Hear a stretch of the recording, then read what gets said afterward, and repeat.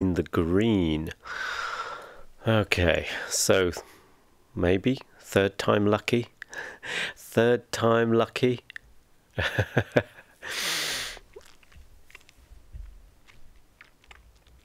Yes, yes, yes. Third time lucky. I don't know. Anyway, I've got my blanket on. I don't know if anyone's still around, but I want to do this, and therefore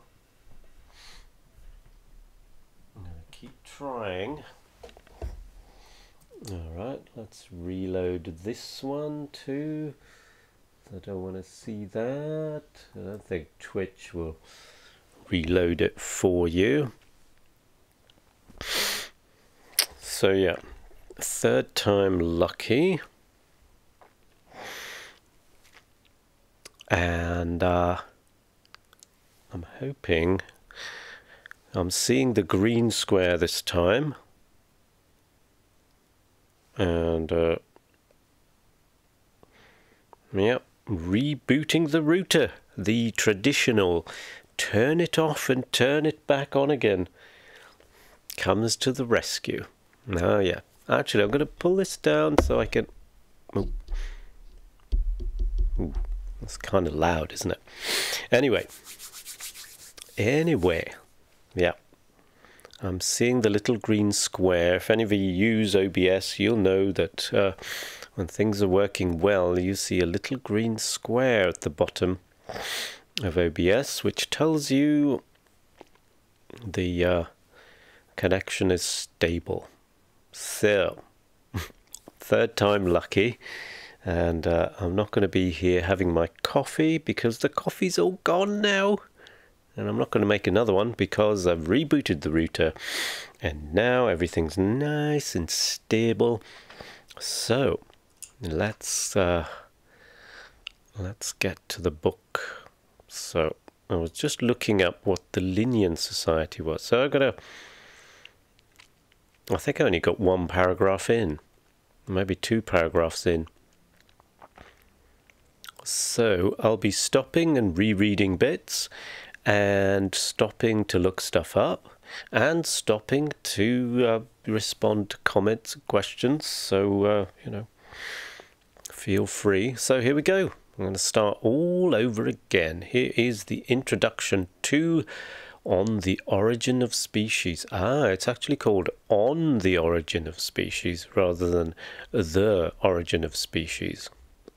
I'm just having a look at the very beginning, what it says. Yes, the actual title is On the Origin of Species. I need to change my stream title. So, On the Origin of Species by means of natural selection or preservation of favored races in the struggle for life by Charles Darwin, M.A. And so, published in 1859, definitely in the public domain. 1859,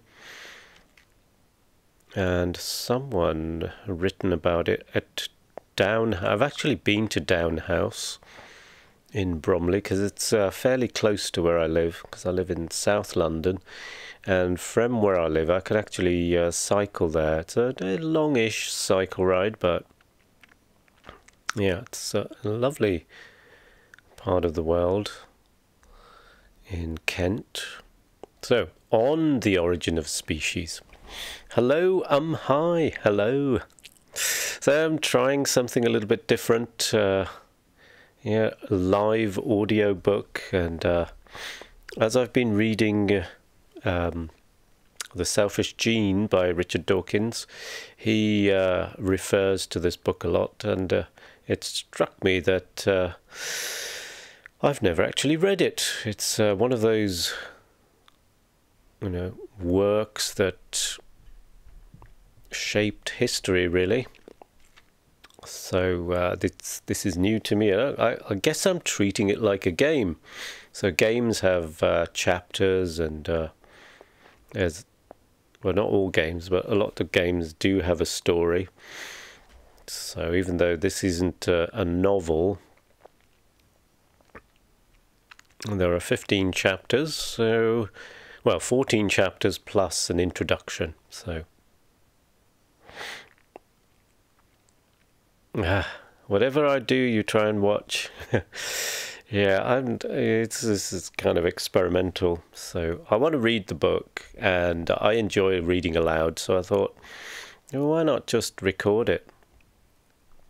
And when I read aloud, I tend to stop and reread bits and, look stuff up when I get stuck rather than skipping over it. So, introduction. When on board HMS Beagle as naturalist, I was much struck with certain facts in the distribution of the inhabitants of South America and in the geological relations of the present to the past inhabitants. Well, the relations of the present to the past of that continent. So these facts seem to me to throw some light on the origin of species, that mystery of mysteries, as it has been called by one of our greatest philosophers. He doesn't mention who that greatest of philosophers is, but okay, we'll just go with it. On my return home, it occurred to me in 1837 that something might perhaps be made out on this question by patiently accumulating and reflecting on all sorts of facts which could possibly have any bearing on it. And after 5 years' work, I allowed myself to speculate on the subject, and drew up some short notes. These I enlarged in 1844. Gosh, so after 5 years' work, I allowed myself to speculate into a sketch of conclusions. I guess he could take a game and speedrun it for 5 years, couldn't you? And these I enlarged in 1844 into a sketch of conclusions, which then seemed to me probable. From that period to the present day, I have steadily pursued the same object. I hope that I may be excused for entering on these personal details, as I give them to show that I have not been hasty in coming to a decision. My work is now nearly finished, but as it will take me 2 or 3 more years to complete it, and as my health is far from strong, I have been urged to publish this abstract. I have more especially been induced to do this, as Mr. Wallace... Who is Mr. Wallace? We don't know who Mr. Wallace is. Who is now studying the natural history of the Malay archipelago, has arrived at almost exactly the same general conclusions that I have on the origin of species. Ah, so someone else, some Mr. Wallace is doing the same sort of thing. Okay, last year, when he sent me a memoir on this subject with the request that I would forward it to Sir Charles Lyell, who sent it on to the Linnean Society, and it is published in the 3rd volume of the Journal of that Society. Sir Charles Lyell and Dr. Hooker, who both knew of my work, the latter having read my sketch of 1844, honoured me by thinking it advisable to publish, with Mr. Wallace's excellent memoir, some brief extracts from my manuscripts. Brief.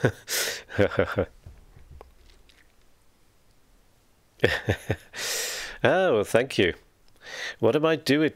I'm reading the book On the Origin of Species by Charles Darwin.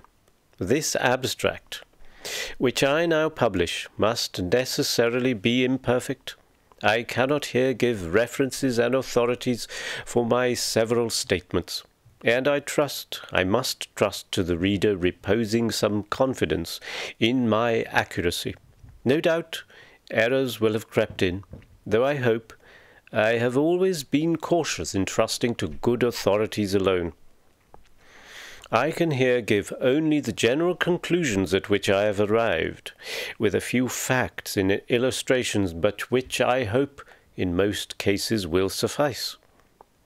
No one can feel more sensible than I do of the necessity of hereafter publishing in detail all the facts, with references on which my conclusions have been grounded.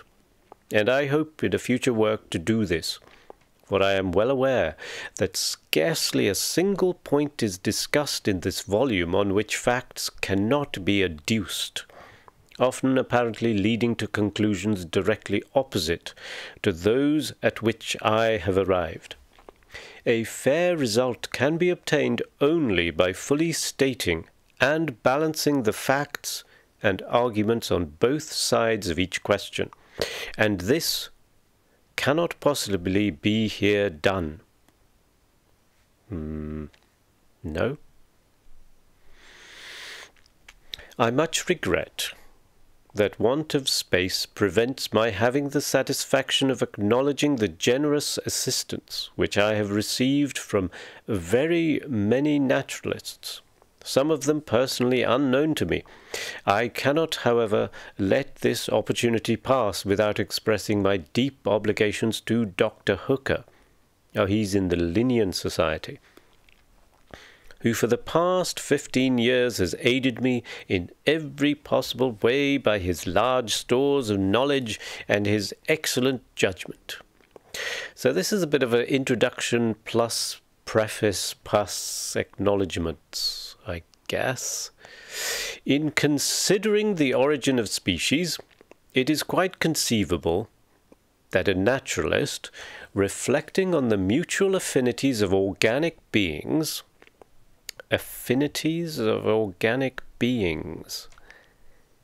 so organic beings being life, all kinds of life, the mutual affinities to what? On their embryological relations, and their geographical distribution, geographical succession, and other facts, might come to the conclusion that each species had not been independently created, but had descended, like varieties, from other species. Now you have to remember that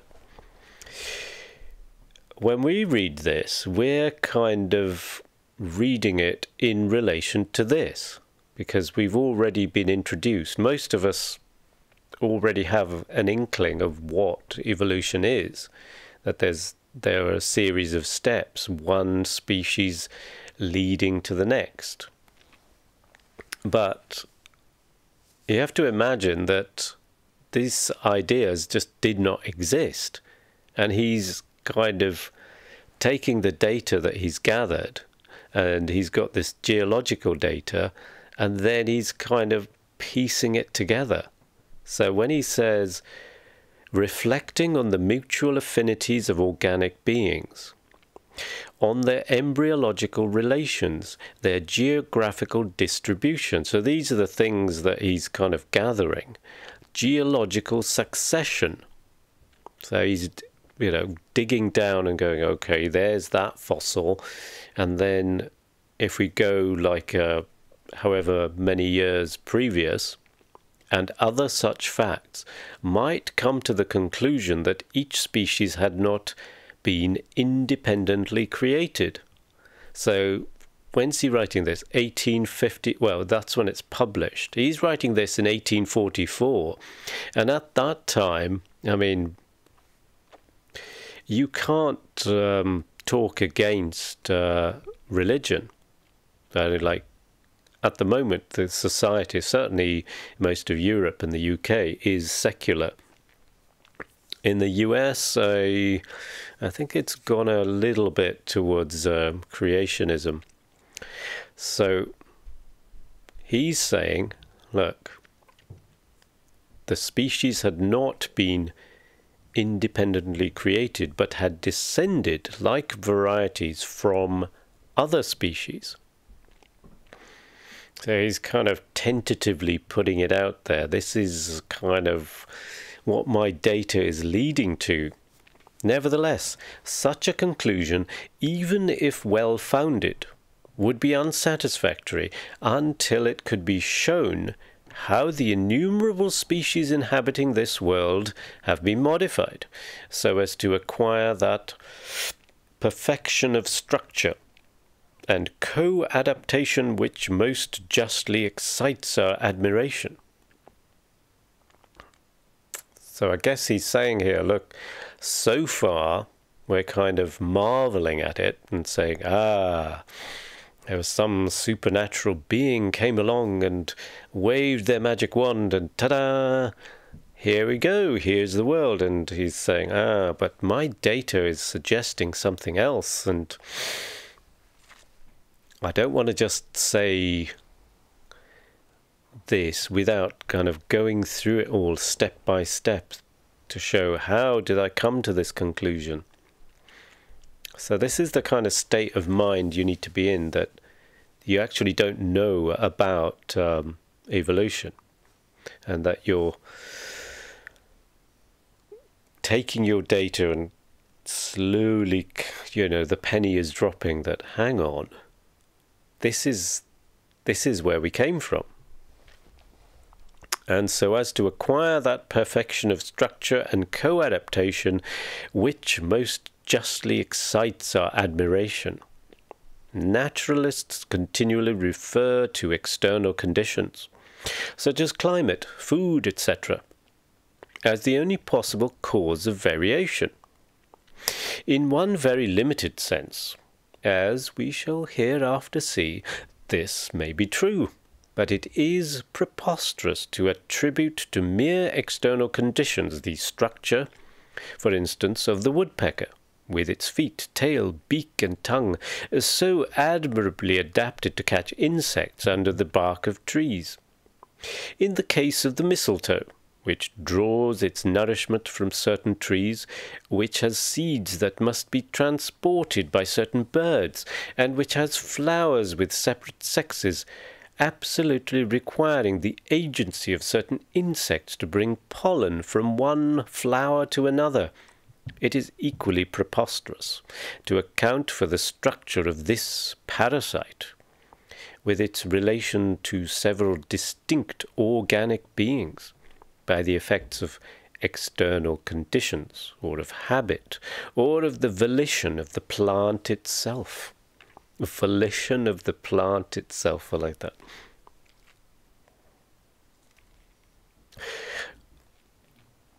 Okay. The author of the Vestiges of Creation would, I presume, say that after a certain unknown number of generations, some bird had given birth to a woodpecker, and some plant to the mistletoe, and that these had been produced perfect, as we now see them. So here's the idea of there wasn't, and then suddenly there was. So I think that's what he's calling out here. So that, I don't know what this book is, the Vestiges of Creation. Maybe I'll look that up. So all you have to do is highlight it and Google search. Okay, Vestiges of the Natural History of Creation is an 1844 work of speculative natural history and philosophy by Robert Chambers, published anonymously in England. It brought together various ideas of stellar evolution with the progressive transmutation of species in an accessible narrative which tied together the numerous scientific theories of the age. Well, that's not really creationism, is it? Let's see. The author of the Vestiges of Creation would, I presume, say that after a certain unknown number of generations, some bird had given birth to a woodpecker, and some plant to the mistletoe, and that these had been produced perfect, as we now see them. But this assumption seems to be no explanation. for it leaves the case of the co-adaptations of organic beings to each other, and their physical conditions of life untouched and unexplained. Okay, so this isn't a religious work. This is an actual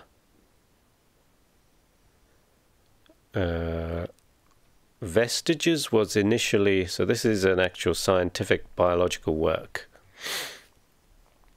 Okay, Wikipedia says Vestiges, so Vestiges of Creation, was initially well received by polite Victorian society and became an international bestseller.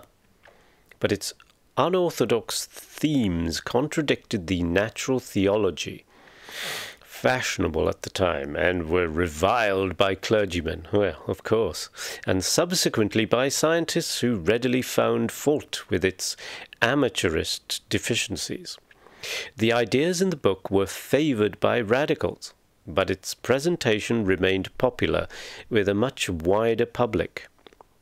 Ah, look at this. Prince Albert read it aloud to Queen Victoria in 1845. Okay, so Darwin is referring to this book, Vestiges of the Natural History of Creation. So, and he's saying that it's explaining one thing, but it's sort of incomplete. It is, therefore, of the highest importance to gain a clear insight into the means of modification and co-adaptation. At the commencement of my observations, it seemed to me probable that a careful study of the domesticated animals and of cultivated plants would offer the best chance of making out this obscure problem. Okay, well, hopefully it seemed to me the best chance. So domesticated animals and cultivated plants would offer the best chance of making out this obscure problems. Nor have I been disappointed. In this and all other perplexing cases I have invariably found that our knowledge, imperfect though it be, of variation under domestication, afforded the best and safest clue. I may venture to express my conviction of the highest value of such studies, although they may have been very commonly neglected by naturalists. A slight touch, if I could see a slight touch of hubris coming out there. Okay. So he's studying domestic animals and domestic plants. Okay, so from these considerations, I shall devote the first chapter of this abstract to variation under domestication. What does that mean? I guess he might be referring to that monk in Czechoslovakia who was doing, what was he doing? Experiments on pea plants and looking at the variations there. We shall thus see that a large amount of hereditary modification is at least possible, and, what is equally more important, we shall see how great is the power of man in accumulating by this selection successive slight variations. I think he is referring to Gregor Mendel here. I will then pass on to the variability of species in a state of nature, but I shall unfortunately be compelled to treat this subject far too briefly, as it can be treated properly only by giving long catalogues of facts. We shall, however, be enabled to discuss what circumstances are most favourable to variation. In the next chapter, the struggle for existence amongst all organic beings throughout the world, which inevitably follows from their high geometrical powers of increase, will be treated of. That's a weird turn of phrase. Will be treated of. I guess in Victorian English that would have been fine. This is the doctrine of Malthus, applied to the whole animal and vegetable kingdoms. Malthus. Who is that? Malthus? Thomas? I'm guessing Thomas Malthus of... hang on. Let's see. Before I look him up, I'm thinking Thomas Malthus. Let's look up Malthus. He was the one who did a census. He was the first to do a census study. Yes. Okay, here we go. Malthus. Thomas Robert Malthus was an English cleric, scholar, and influential economist in the fields of political economy and demography. In his 1798 book, An Essay on the Principle of Population, observes that an increase in the nation's food production improved the well-being of the populace. Gosh. Malthus wrote in opposition to the popular view in the 18th century Europe that saw society as improving in principle as perfectible.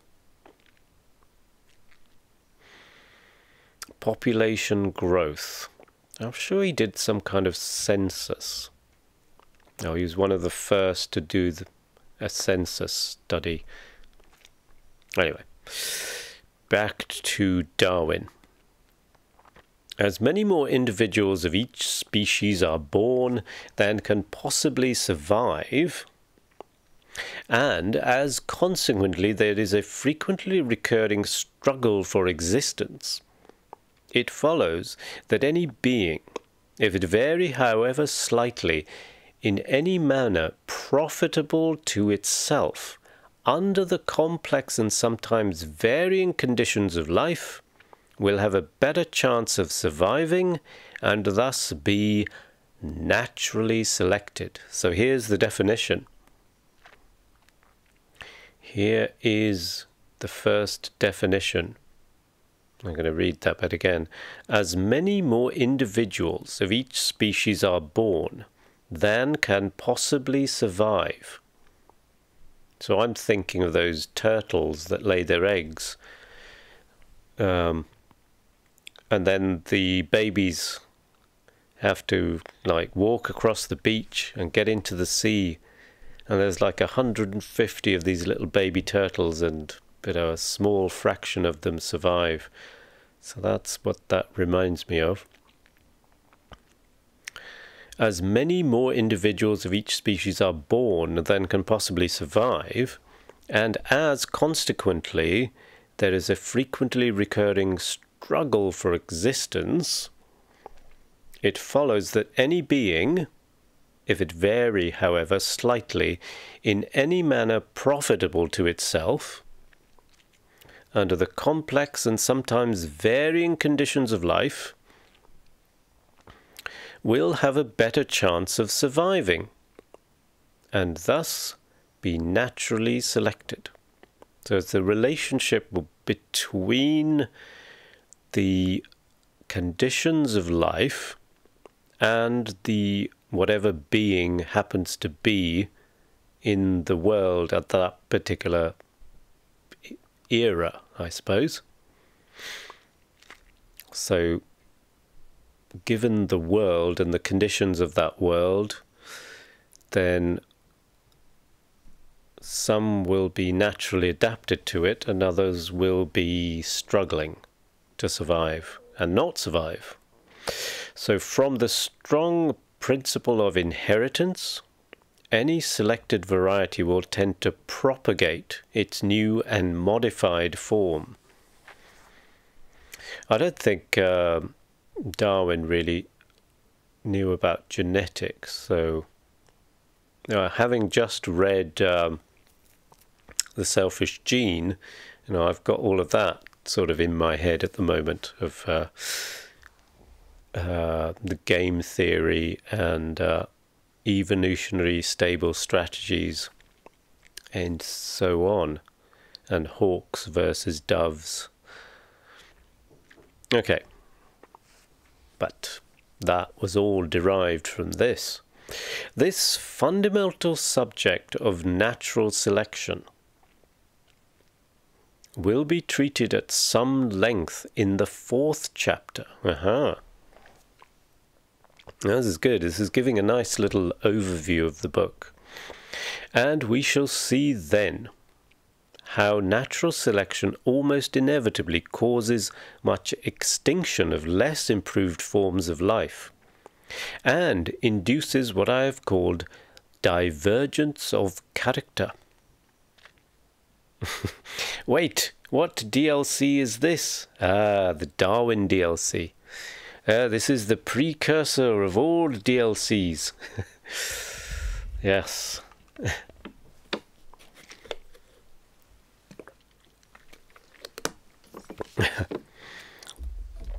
Experimental, unstable. So he's going to talk about this in chapter 4. Divergence of character. In the next chapter, I shall discuss the complex and little-known laws of variation and the correlation of growth.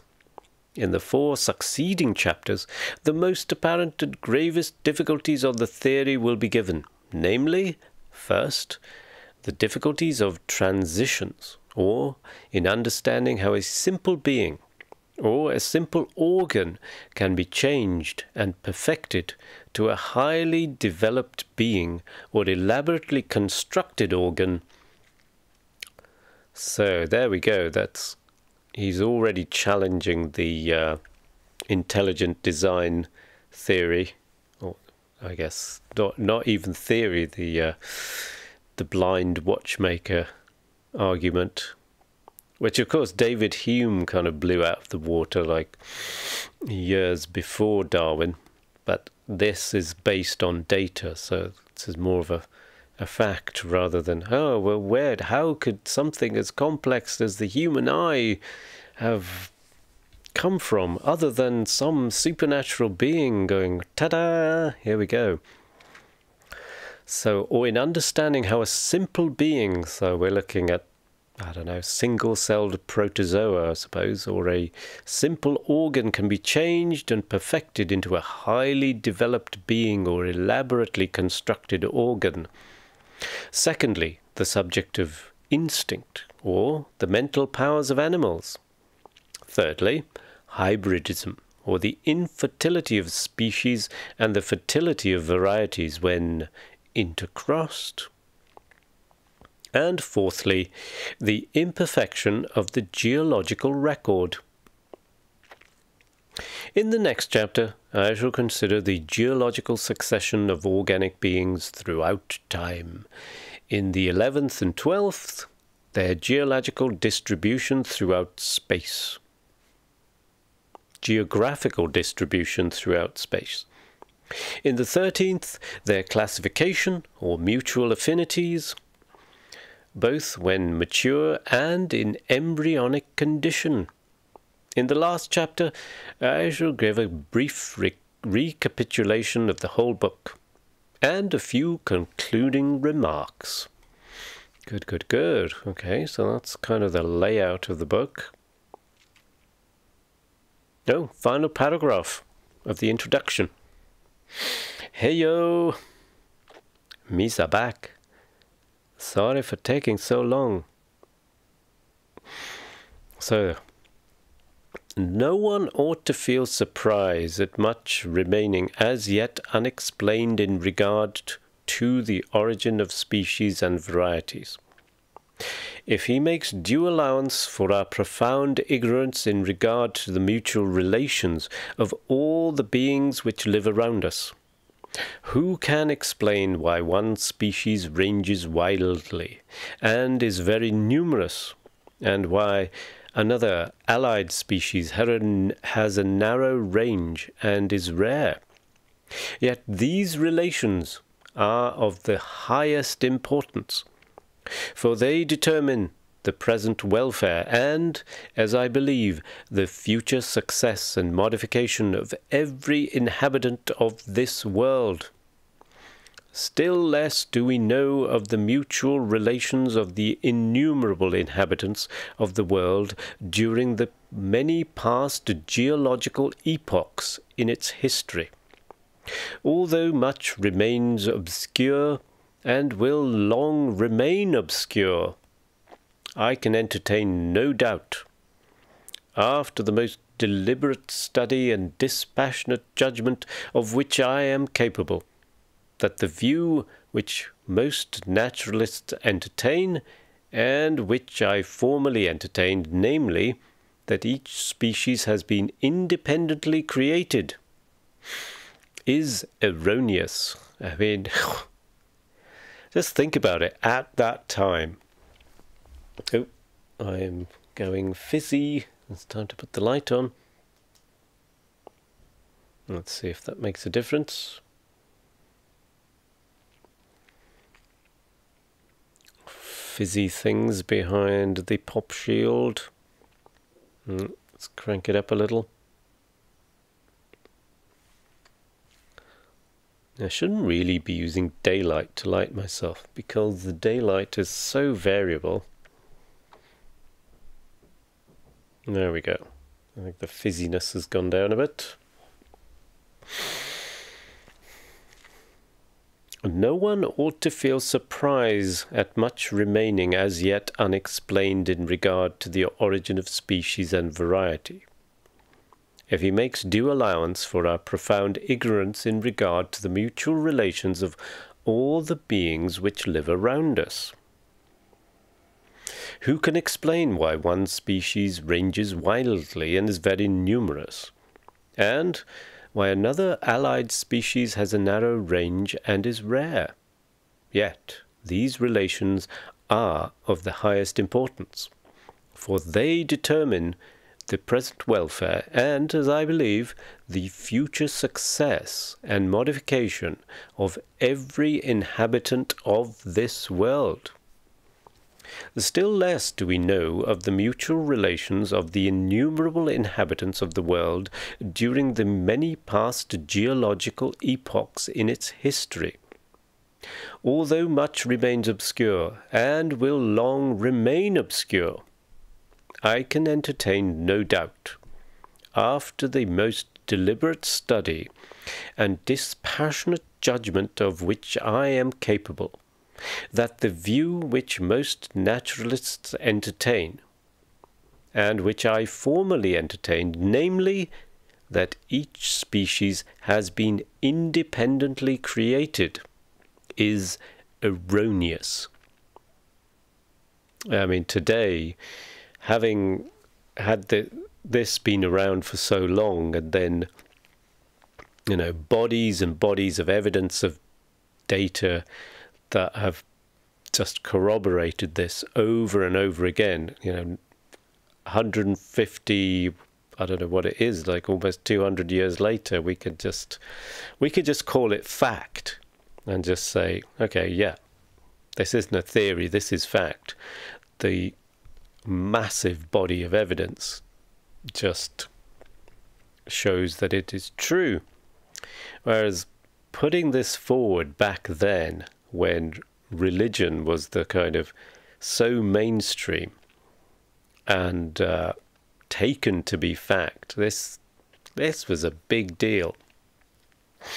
And so he's I don't know, in some of these turn of phrase, it just sounds tentative, like, you know, I'm kind of putting it out there, but now it's just like, and, you know, there are other naturalists, and they're saying like, well, there's this species and that species, and they just, poof, they weren't there, and then they were there. Been independently created. And he's saying,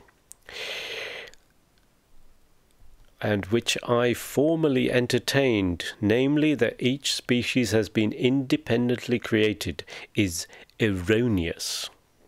I am fully convinced that species are not immutable, but that those belonging to what are called the same genera are lineal descendants of other and generally extinct species, in the same manner as the acknowledged varieties of any one species are the descendants of that species.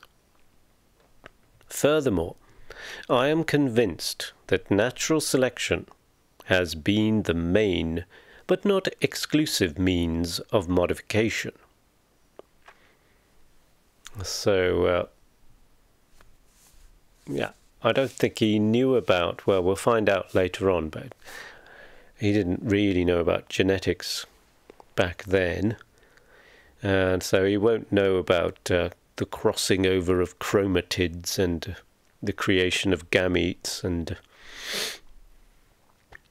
the randomness of the creation of sexual cells, and thus creating mutations. Well, that is the end of the introduction. So he's talked about another piece of work by this guy Wallace, and he kind of seems to go backwards and forwards, being kind of humble and then to being kind of quite forthright. And then there's some society called the Lineal Society. And then this guy, Mr. Wallace, who's doing a similar sort of research, but in the Malayan archipelago, and they're comparing notes. And at the time, there are naturalists, but they don't want to just come out and say, but these were just created. They're kind of talking about hereditary and generations, but still saying that there's some kind of a intelligent design behind it all. So I don't know whether or not they were thinking that, but they were certainly not writing about it. And there was this journal, I think, produced by this Lineal Society.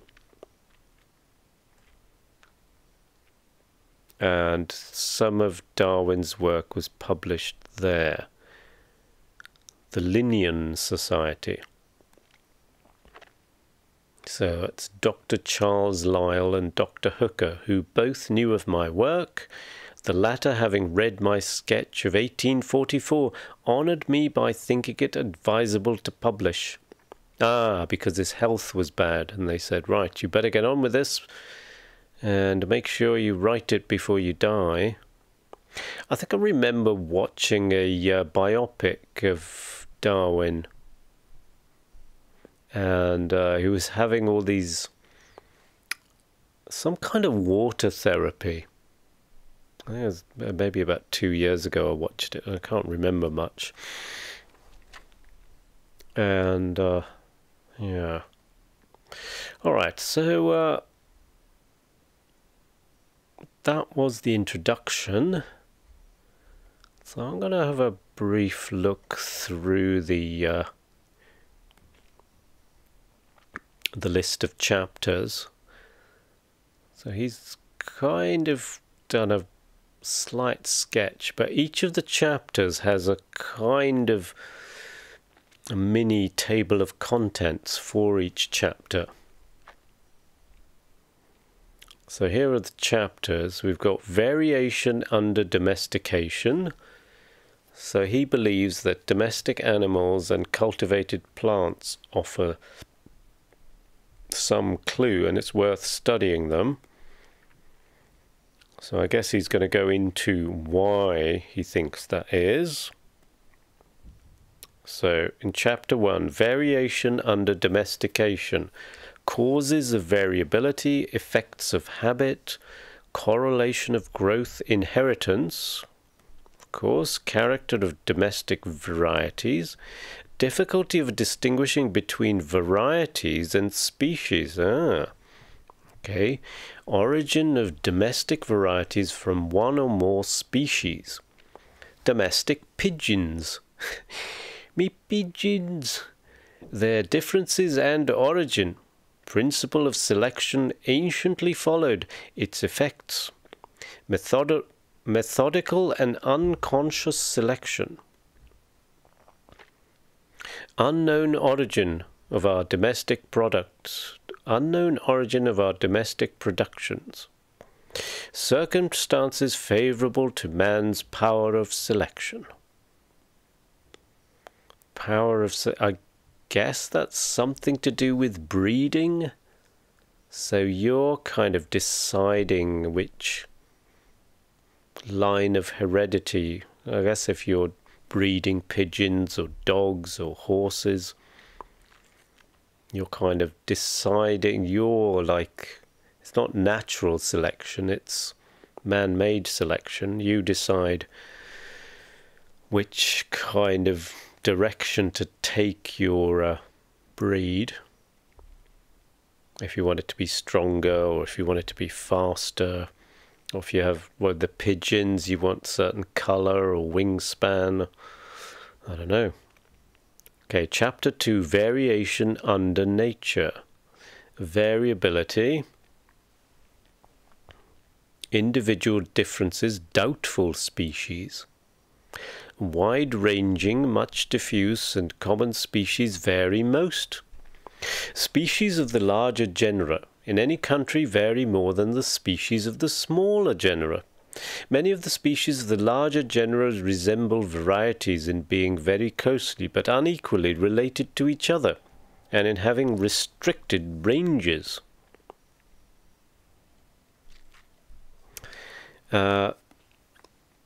If you want to see the text, just click on the link in the description. It's on Project Gutenberg. And it's the HTML version. So there's a couple of other ones, like I think there's a Word version and there's a ebook version. Chapter 3, Struggle for Existence. So bears on natural selection. The term used in a wide sense, geometrical powers of increase, rapid increase of naturalized animals and plants, nature of the checks to increase, competition universal, effects of climate, protection from the number of individuals, complex relations of animals and plants throughout nature, struggle for life, both severe between individuals and varieties of the same species, often severe between species of the same genus. The relation of organism to organism, the most important of all relations. Chapter 4, Natural Selection. So here's where he's going to outline and define what natural selection is. Natural selection, its power compared with man's selection, its power on characters of trifling importance, its power at all ages and on both sexes, sexual selection, on the generality of intercrosses between individuals of the same species. Donkeys, maybe? Circumstances favourable and unfavourable to natural selection, namely intercrossing, isolation, number of individuals, slow action. Extinction caused by natural selection. Divergence of character related to the diversity of inhabitants of any small area, and to naturalization. Action of natural selection through divergence of character, and extinction. on the descendants from a common parent. Explains the grouping of all organic beings. The groupings, yes. I remember studying that in biology like years and years ago. The first thing we did was all these classifications. And then later on, looking at object-oriented programming, it's like, hang on, here we go again. Inheritance. Class hierarchies. Okay, Chapter 5, Laws of Variation. Effects of external conditions, use and disuse, combined with natural selection, organs of flight and of vision, acclimatization, correlation of growth, compensation and economy of growth, false correlations, multiple rudimentary and lowly organized structures variable.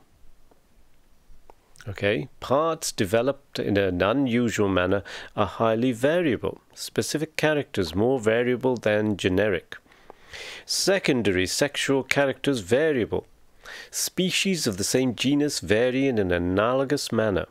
Reversions to long-lost characters. And summary.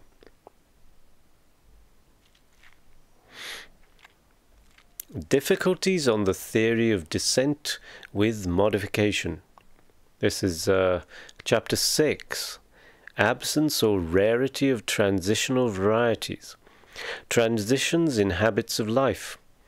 Diversified habits in the same species. Species with habits wildly different from those of their allies. Organs of extreme perfection. Means of transition. Cases of difficulty. Natura non facit saltum. I don't know if I've pronounced that right. Natura non facit saltum. Organs of small importance. Organs not in all cases absolutely perfect. The law of unity of type. So is this an existing law or one of his? And of the conditions of existence embraced by the theory of natural selection. Chapter 7 is instinct. Instincts comparable with habits, but different in origin. Instinct graduated. Aphids and ants.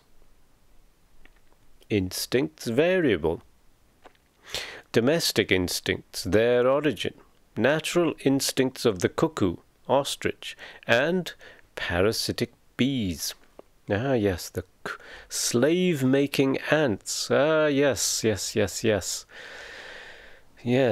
the ants making aphids into their slaves. Well, that's quite interesting. I'm looking forward to that. The hive bee, its cell-making instinct. And I'm interested in that because I used to keep bees a long time ago, for a few years. Difficulties on the theory of the natural selection of instincts. Neuter or sterile instincts. Neuter or sterile insects. So he's using the cuckoo, how the cuckoo lays its eggs parasitically in other birds' nests, and then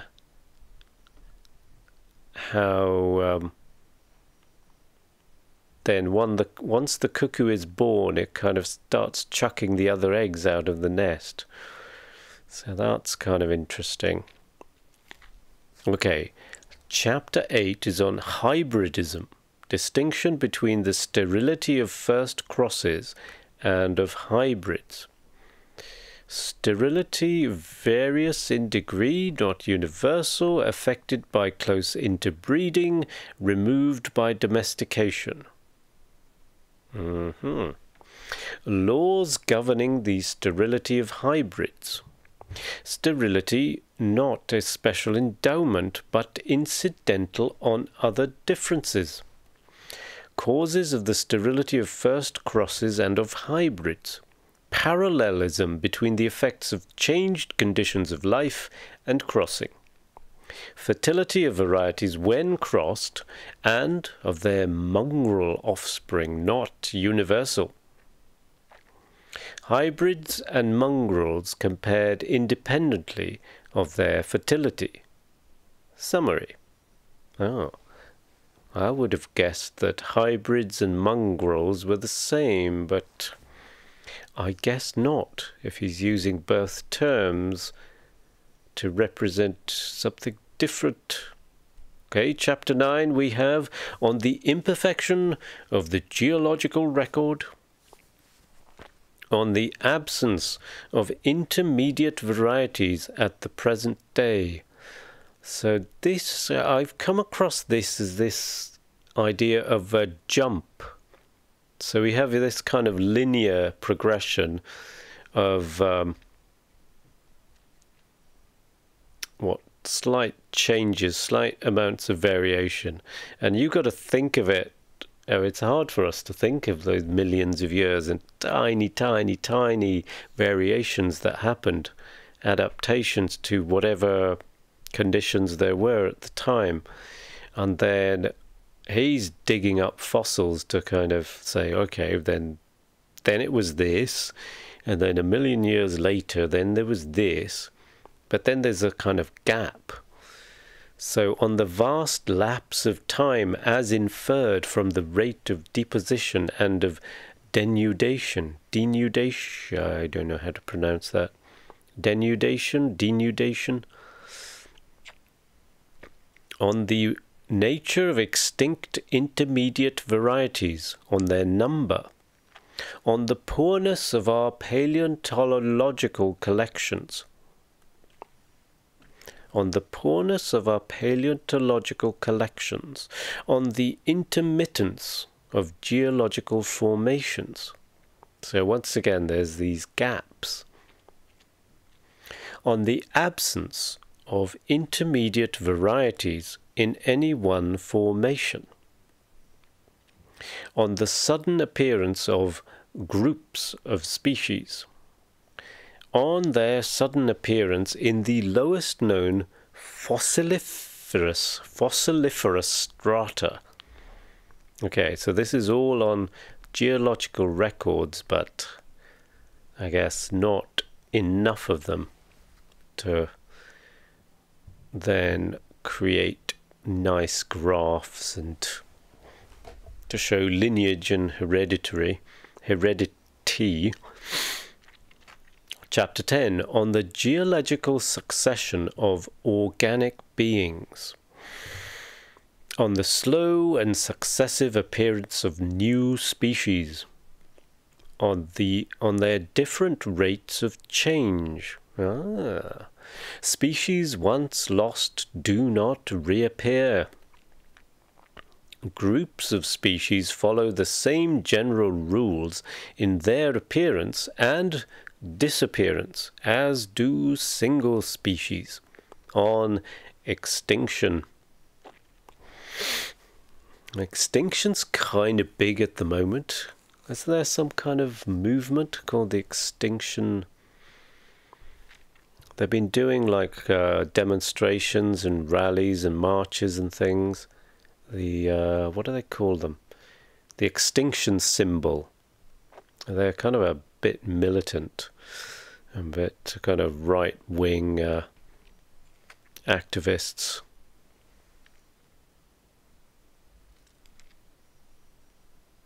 This man's on a different planet. Well, it is Victorian English, so you know the phraseology and the vocabulary is all from that mid 1850s, or when is he writing this? 1844, and whatever scientific language there was at the time. So I remember I studied science at university. And when you write your scientific report, so I studied chemistry, So when you write your report, there was a style that was expected. So it was a kind of passive voice usage. So in the same way that journalists have a certain style of reportage, the science community has a certain way of creating articles that they then, or research studies, and there's a style of that prose that they kind of use with each other. Isn't that how the internet started, with universities needing to talk to each other?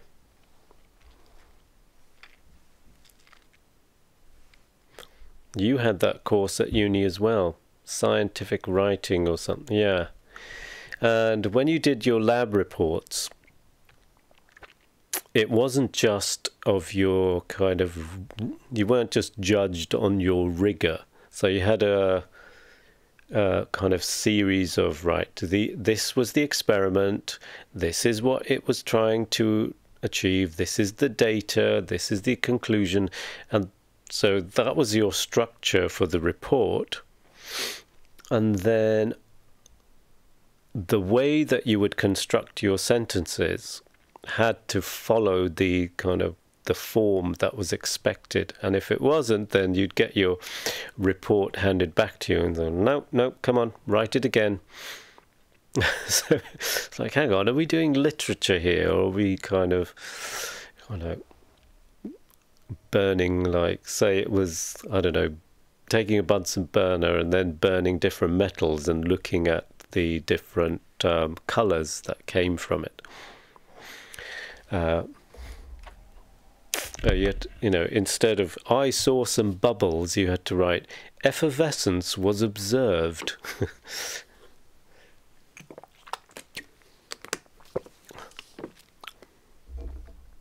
So we'd kind of be nudging each other, going, oh, look, it's boiling. Oh, no. Effervescence was observed.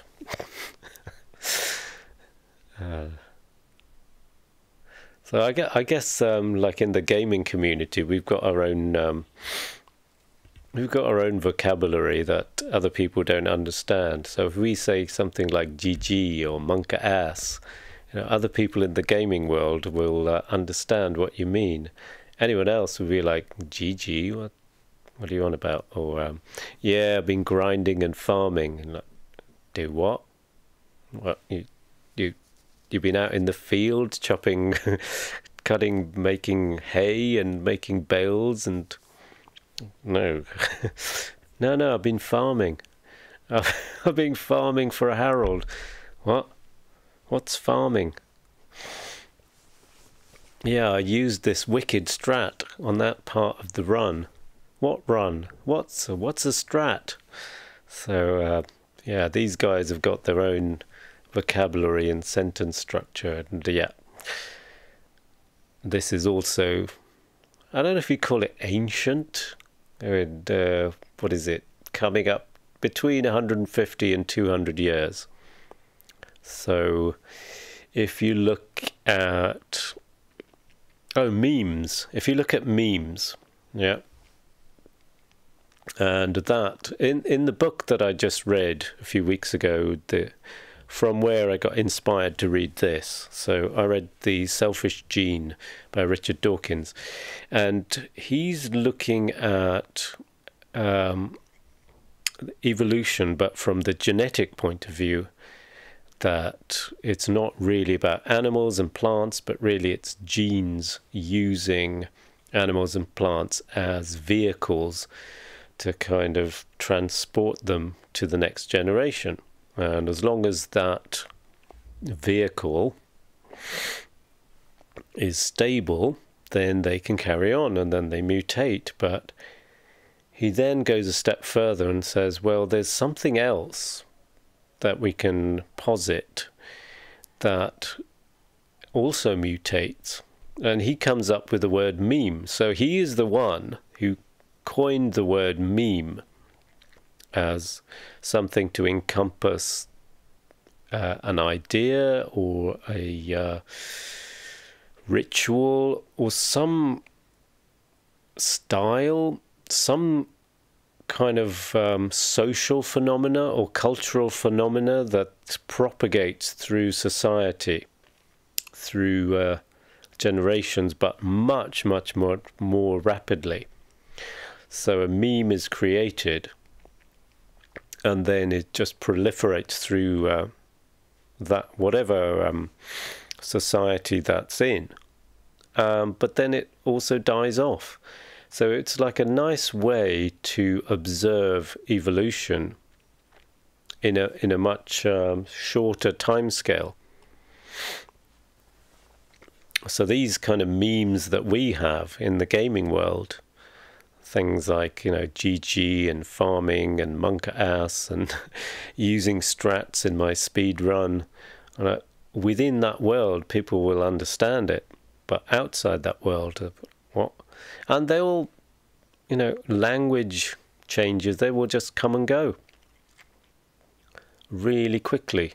Whereas here, we're looking at geological succession of organic beings on the slow and successive appearance of new species.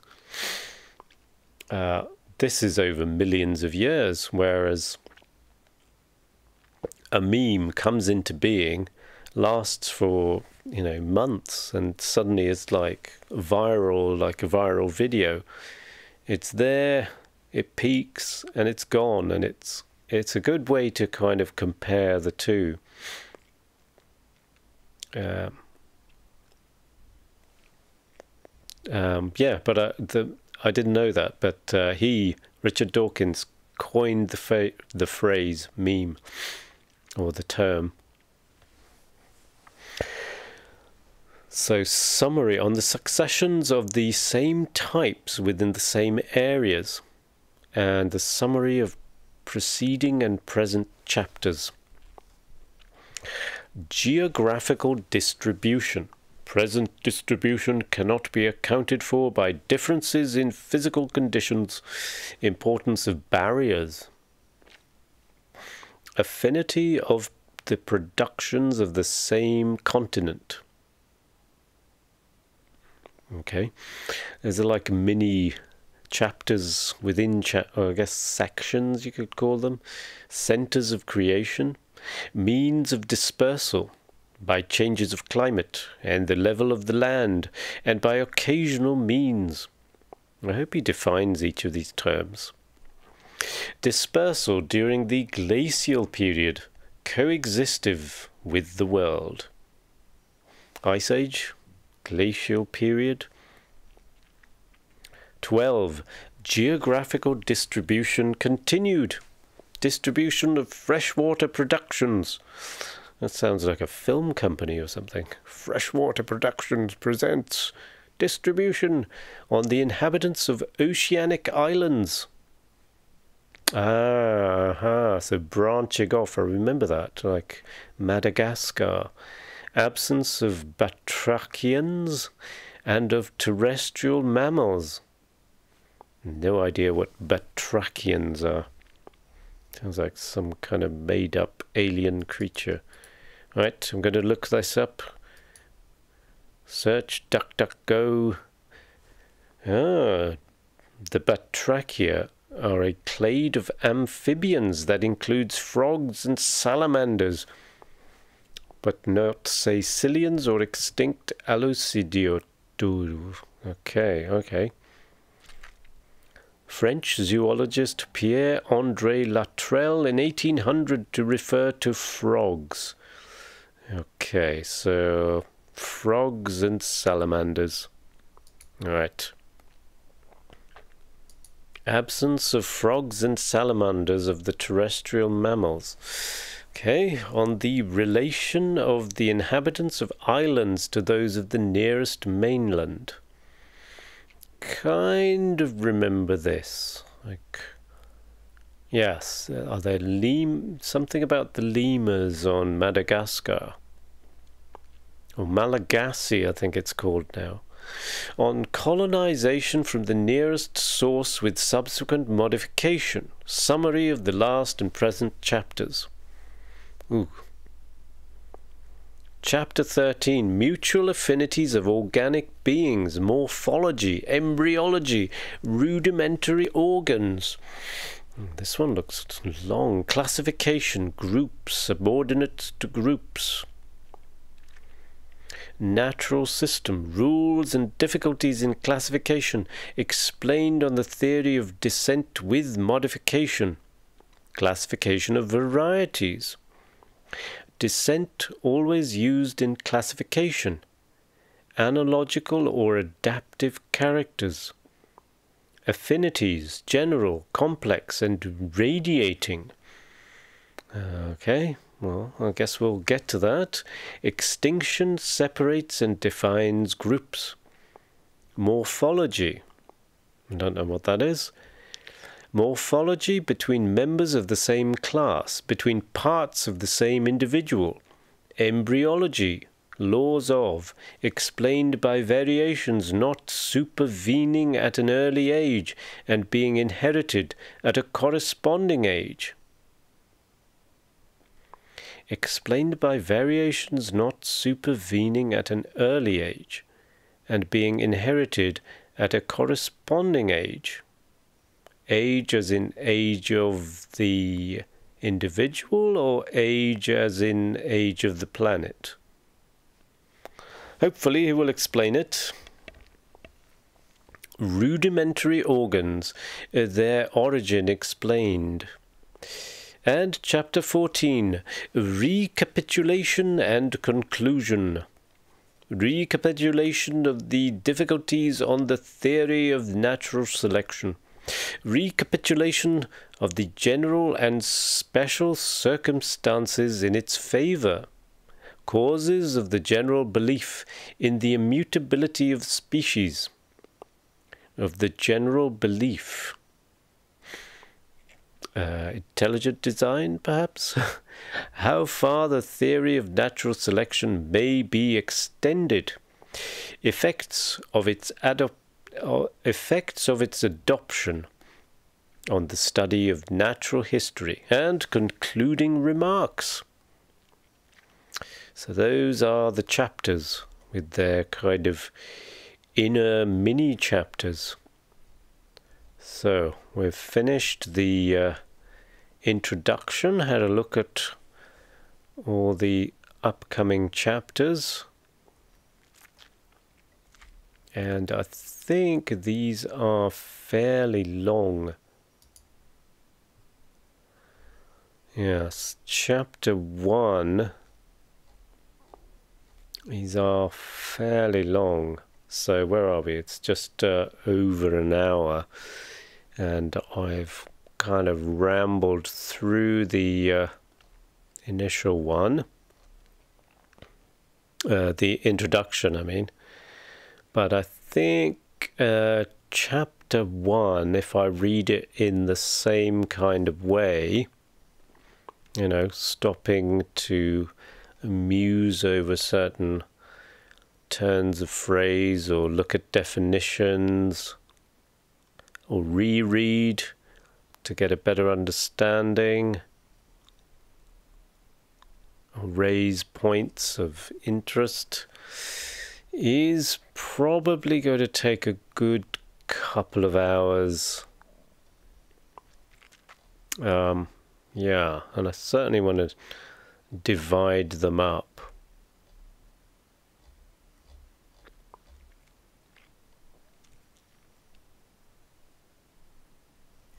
So what is chapter 1? Chapter 1. Oh, scroll. As the screen is, I've got a really big screen, but it's quite far away. So I'm zooming in, but that makes it look even more than it is. So we're looking at variation under domestication in chapter 1. So he's saying it's important to look at domestic animals and plants. when we look at the individuals of the same variety or subvariety of our older cultivated plants and animals, one of the first points which strikes us is that they generally differ much more from each other than do the individuals of any other species or varieties in the same or variety in a state of nature.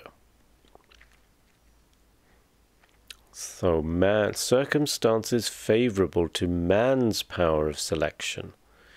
I see. So breeding by humans, so taking animals and plants and choosing which varieties we decide to continue, and then how nature has done it, depending on, I don't know, natural conditions. Right, so I don't think I'm going to jump into this right now. I'll do this another time. And I think, as well, just kind of looking at the length of the text, this is going to be more of a just reading, as well as I said, stopping to muse, stopping to look things up. And just browsing over the paragraphs, I can see there are references that I'll need to make.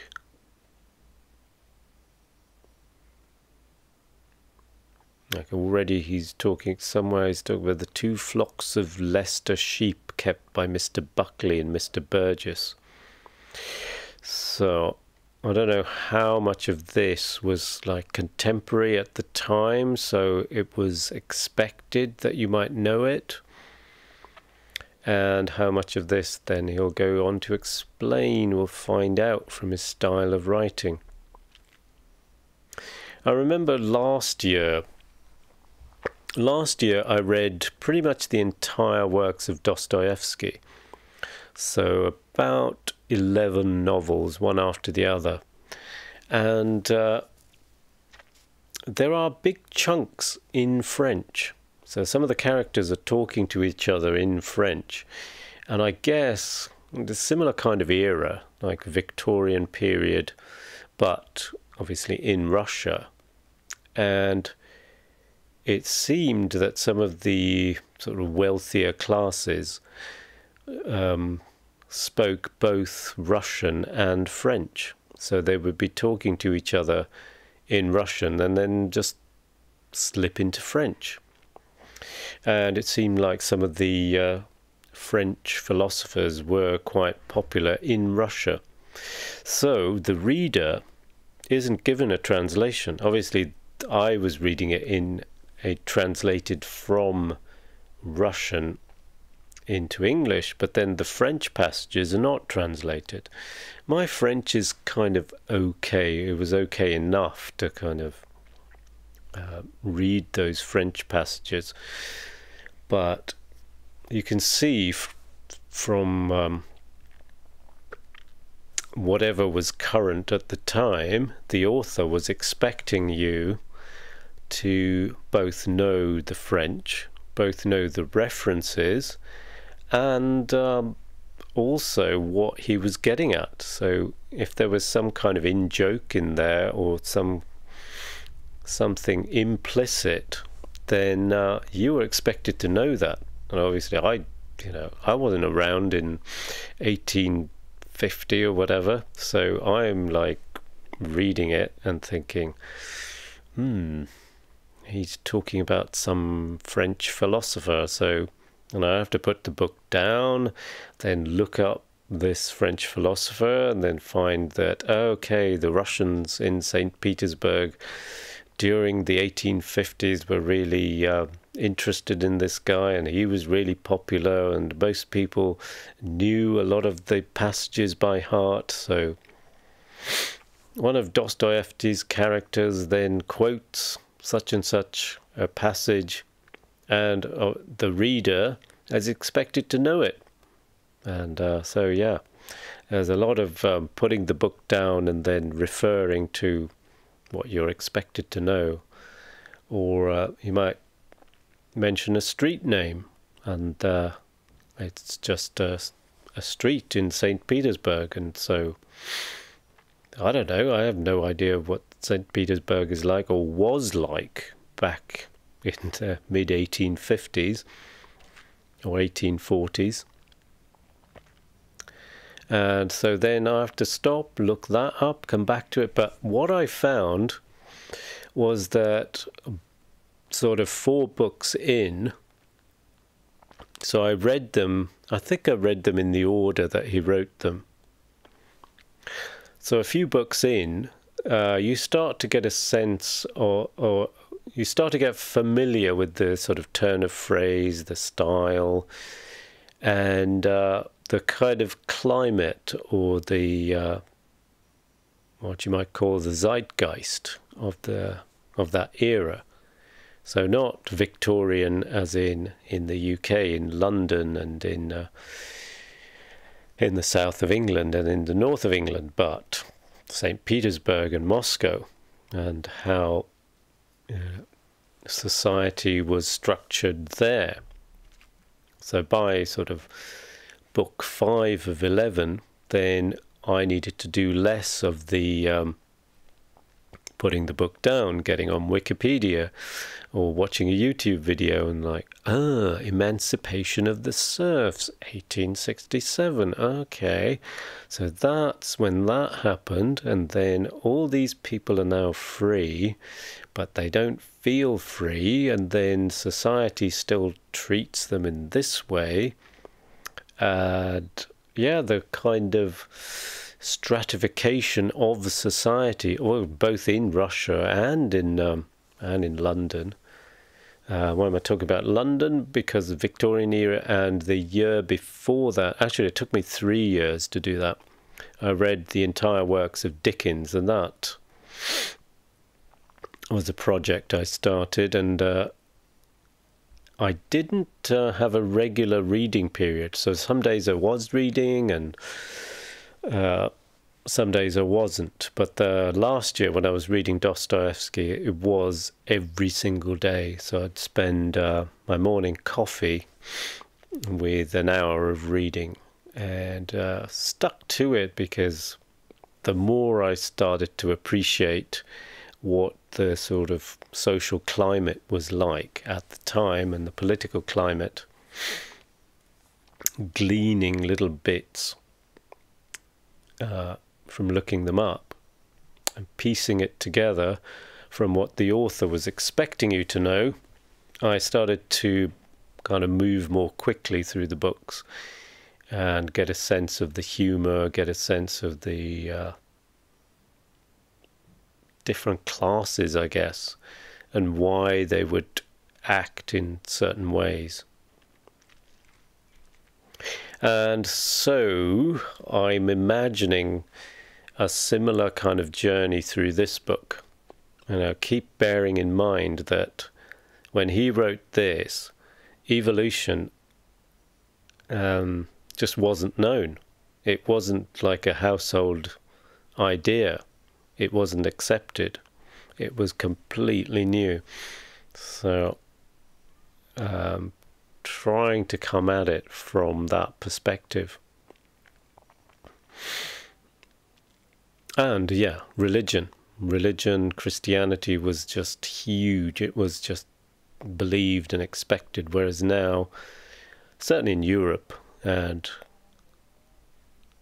I guess, I don't know, in the US, as far as I know, it's kind of reverting back into the dark ages of the Spanish Inquisition, as far as I can tell. It's very different. Blasphemy and creationism. And as for the Islamic world, is still, blasphemy is huge, and it could be stoned to death. So that is the climate. All right. So, yeah, as I said, I'm not going to jump into chapter 1 yet because I want to kind of create separate streams. And I think I'm kind of feeling a bit done with this for the moment.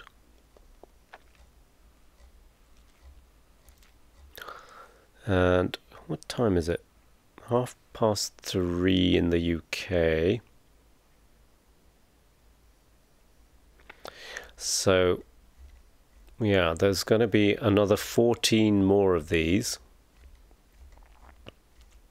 I don't know when I'll do the next one, which will be chapter 1. But, I mean, it's partly for me just to read it. Well, also just to you know, follow up with an idea. I don't really know how it's going to go, but I want to read it, I want to understand it, I want to explore it, and I want to share it. So yeah, I'm going to stream it live, hopefully without any of those stupid lag things that were happening. Yeah, OBS is still green, so rebooting the router did the job. So that was kind of annoying initially.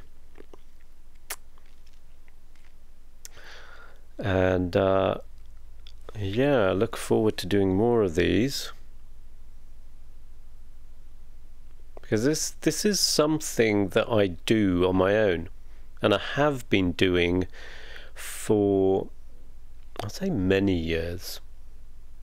Yeah, 2 or 3 years, I guess. Before that, I didn't really read aloud. I do think aloud, in that when I've got something to think about, I kind of take the subject that I want to think about, and what I do is I walk up and down the flat. So I'll take a specific idea, and then I'll think as though I'm talking to someone. So in the same way as I'm doing now. But here hopefully there are some actual real people watching and listening. But when I do it on my own, I just walk up and down the flat, and the physical movement of the body is not something that I suppose I could pretend to do it. Yeah, I could put some headphones on, because you see people walking along with their headphones, and they're, you know, it's also a hands-free kit, so they are actually talking to a real person on the phone. So I could be pretending to talk to someone on the phone and just essentially just thinking aloud. So I might be thinking like, all right, what am I going to stream this afternoon? And then that's my topic.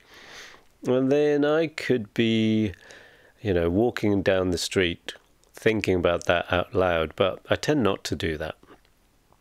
I tend to do it at home, and I'm walking from one end of my flat to the other end, and, you know, gesticulating at the same time.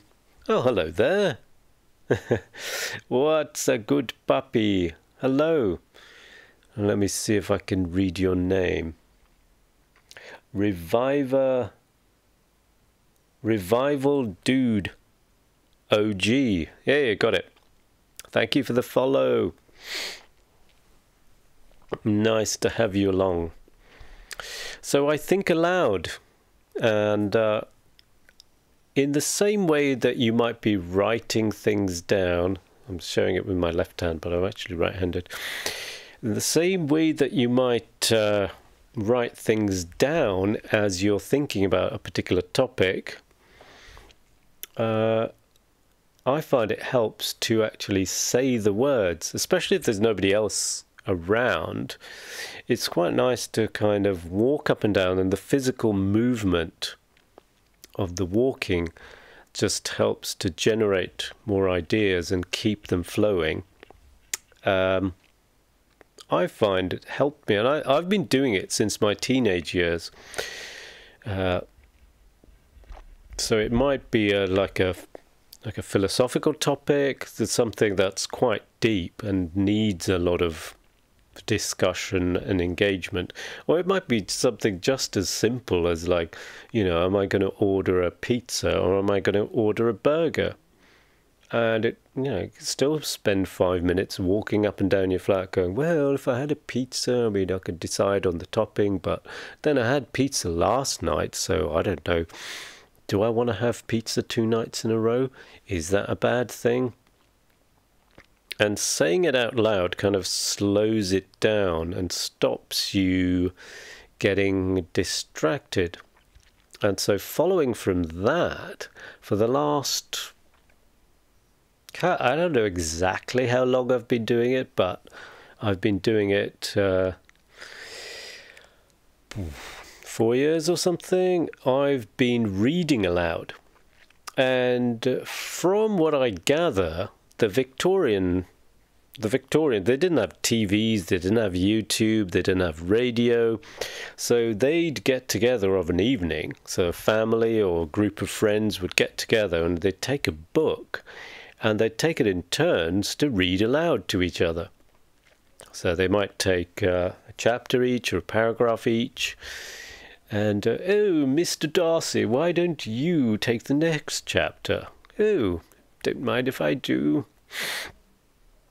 And I've found that it helps to kind of connect with how the author, especially reading Victorian novels. So I've been reading Dostoevsky, Charles Dickens. This year I read the entire works of the Brontes. So similar kind of era.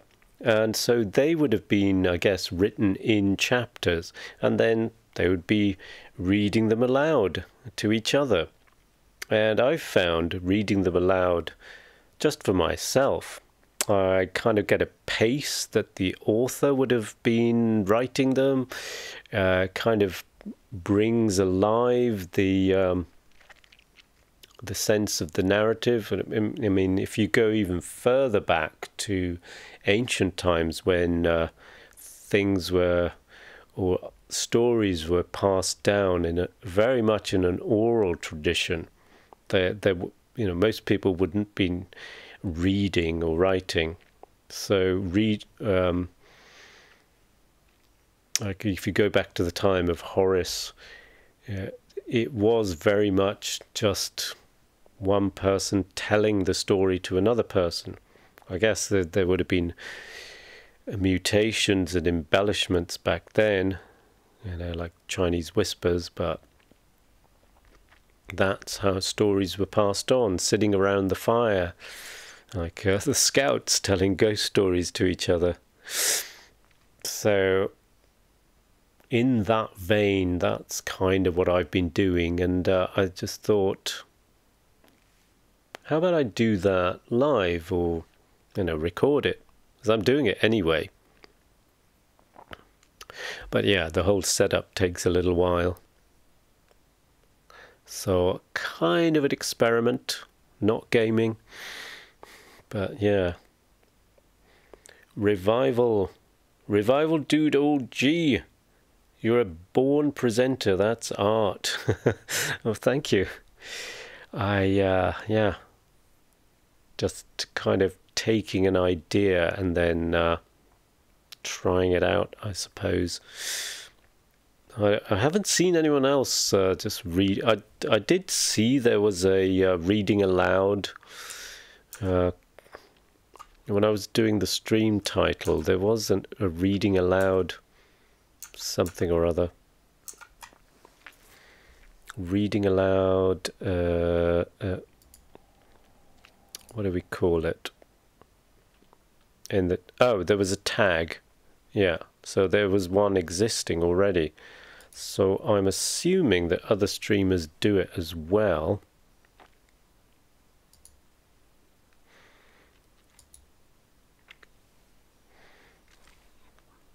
So that was my idea. So today we have read the introduction, which wasn't very long, but yeah, due to musings and stopping to kind of think about certain phrasings and just meanings of words and what he's trying to get to. And rereading as well, just to get a better idea of a certain phrase. Certainly something, it's rereading isn't something I do much with a novel. I mean, I might read it one sentence over again out of a whole paragraph or in a page, but certainly in poetry, you know, you'd stop and then, you know, go over it. And then the going over it and going over it. So this, you know, you can compare this to a speed run. Like you're going over that game again and again and again, and each time you're getting something new from it, you know, discovering a new strat, or you know, you find a glitch or something. So here in a poem which may be fairly short, and you read it again and again, and it kind of gives you a different nuance that maybe you didn't get that first or 13th time around, but the 14th time it's like, dong, suddenly the penny drops, and oh, maybe that's it, or at least, you know, you get it. That experiment was a success, in my opinion. Well, thank you. Well, I do feel inclined to carry on with it. I don't know, something